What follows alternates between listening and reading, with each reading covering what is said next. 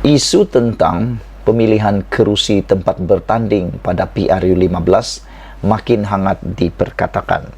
Kalau baru-baru ini, isunya adalah tentang Khairi Jamaluddin, di mana beliau akan bertanding.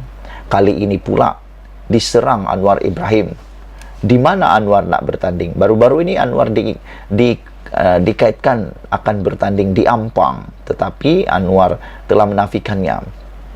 Walau bagaimanapun, ada satu lagi perkara yang menarik apabila satu laporan menulis kenapa Anwar keberatan nak lawan Zahid di Bagan Datuk. Aku fikir Anwar tak akan takutlah lawan Zahid di Bagan Datuk. Dan yang perlu takut ialah Bagan Datuk.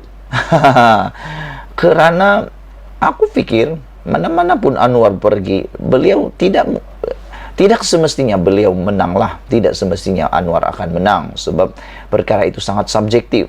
Tetapi untuk takut, buat apa nak takut? Buat apa nak takut? Sama jugalah kalau dikatakan Bagan Datuk, Anwar bertanding di Bagan Datuk, kenapa pula Anwar pergi ke Bagan Datuk? Apa kata Zahid pula pergi ke Parlimen Prediction lawan Anwar di sana? Barulah tahu ini Bagan Datuk pula. Tapi tak apalah. Datuk Seri Anwar Ibrahim menafikan kononnya akan bertanding di kerusi Parlimen Ampang. Nampaknya secara tidak langsung beliau masih tidak selesai memilih tempat untuk bertanding. Ketua pembangkang itu belum tahu kerusi mana hendak ditandinginya.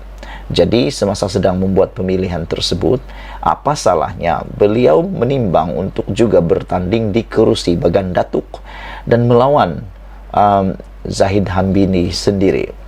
Seperti artikel terdahulu, Anwar dicadangkan untuk melawan Presiden UMNO Datuk Seri Ahmad Zahid Hamidi bagi membuktikan kemampuan dan kehebatannya untuk melawan anak murid yang sebelum ini secara tiba-tiba membuat pusingan tidak menyokongnya untuk menjadi Perdana Menteri.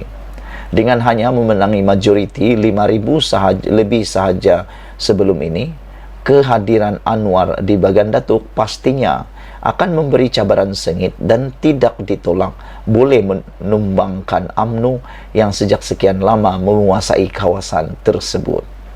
Jika Anwar berani bertanding di Port Dickson yang sebelum ini menjadi kerusi tradisi UMNO dan Barisan Nasional, masakan beliau tidak boleh mengulangi sekali lagi kemampuannya bertanding di kerusi yang baru.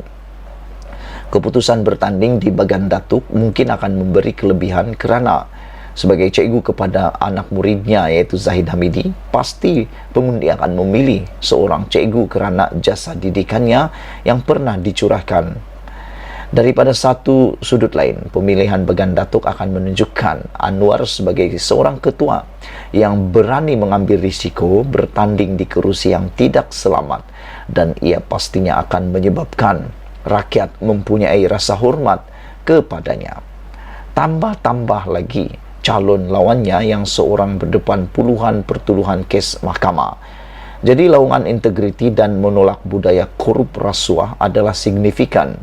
Sekiranya Anwar bertembung dengan lawan yang terpalit dengan salah laku dan penyelewengan. Namun, sehingga hari ini, Presiden PKR itu masih belum memuktamadkan kerusi parlimen yang bakal ditandinginya atau masih mencongak-congak kerusi selamat dan mudah untuk dimenangi. Jika Anwar menolak untuk bertanding di Bagan Datuk, para pengundi sewajarnya perlu lebih berhati-hati kerana tidak mustahil kedua-dua mereka masih mempunyai perancangan di balik tabir seperti yang pernah mereka lakukan sebelum ini. Bukannya rakyat tidak tahu peranan Anwar dan Zahid sebelum ini yang berpakat dalam menjatuhkan kerajaan walaupun semasa sedang berdepan penularan COVID-19. Jadi tidak mustahil juga selepas ini mereka berdua boleh berpakat sekali lagi mungkin untuk membentuk kerajaan campuran bersama selepas PRU 15. Di luar nampak bergaduh dan berperang, tapi sebaliknya kedua-dua mereka mempunyai satu matlamat, yaitu untuk menguasai kerajaan secara dominan. Zahid perlu secepat mungkin untuk mengelak daripada nasib menimpa rakan karibnya Datuk Seri Najib Razak akan berlaku terhadapnya juga. Sementara Anwar pula yang sekian lama mengimpikan jawatan Perdana Menteri pasti tidak mahu peluang dilepaskan sekali lagi. Tetapi Anwar perlu sedar, Sokongan daripada blok pembangkang sahaja tidak mencukupi untuk menobatkannya sebagai Perdana Menteri. Sebaliknya, perlu mendapatkan lebih banyak sokongan, khususnya daripada UMNO dan juga daripada pertolongan anak muridnya Zahid Hamidi. Wow, ini satu isu yang paling aku suka, yaitu pertembungan antara naga dengan naga. Aku sebut naga dengan naga kerana mereka adalah orang-orang besar di dalam parti politik. Aku nak pilih beberapa orang yang aku nak mahu mereka bertanding sesama sendiri. Pertama, aku nak lihat Khairi Jamaluddin menentang Rafizi Ramli. Ini yang aku nak lihat. Selain itu, aku nak lihat juga anak menentang anak. Nurul Izzah Ibrahim menentang Nur Najwa, anak Najib Tun Razak di Parlimen Pekan. Tak apalah, lawan di Parlimen Pekan pun tak apa. Tapi yang penting, Nurul Izzah lawan anak Najib. Siapa antara mereka yang akan kuat menang? Selain itu, aku nak lihat juga, bukan Khairi dengan Khairi melawan Rafizi. Aku nak lihat sama-sama jawatan, timbalan lawan timbalan. Rafizi Ramli menentang Tokmat. Siapa antara mereka yang akan menang?